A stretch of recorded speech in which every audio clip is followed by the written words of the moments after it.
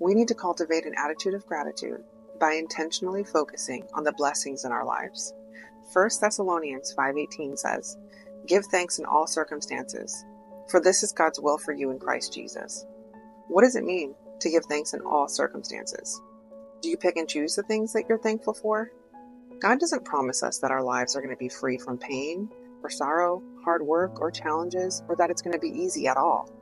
As a matter of fact, the Bible does tell us that we will suffer persecution for being believers in Jesus Christ. It says in Romans 8:28, "All things work together for good for those who love God and are the called according to his purpose." There's that word all again. When you look at being grateful in all circumstances, it leads to all of those circumstances working out for our good. There's always a purpose to what we go through. How many times have you gone through something and been able to help someone else because you had already gone through it? You know what happened there? Basically, that means that you learned from it, you grew from it, you shared what you went through, which was you sharing your testimony of your challenge and how you overcame it. And then you turned around and helped someone else. That domino effect led to God being glorified through your testimony. We have to know without a doubt that God is in control of all the circumstances in our lives and that we face.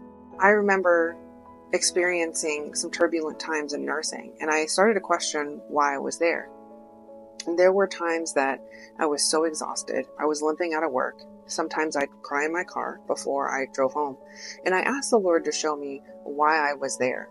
And so the next few shifts I went in, I began to notice that patients and their family members would start opening up to me, sharing their heart with me. And they had been doing this, but I just didn't notice.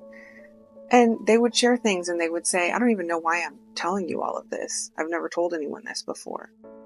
And then I started to have patients request that I prayed with them and their families too. And I was honored to do that. After we finished praying, they'd be tearful, but they were deeply grateful. And even though I was exhausted, I needed to shift the perspective off of myself and give thanks in all of it, because God's will for me was to be there. It was his will for me to be there in that room taking care of those people at that time.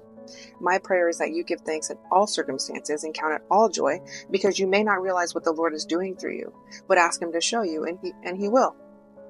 We may not understand all the things that we go through, but let's give him all the glory and let's give him thanks through all circumstances.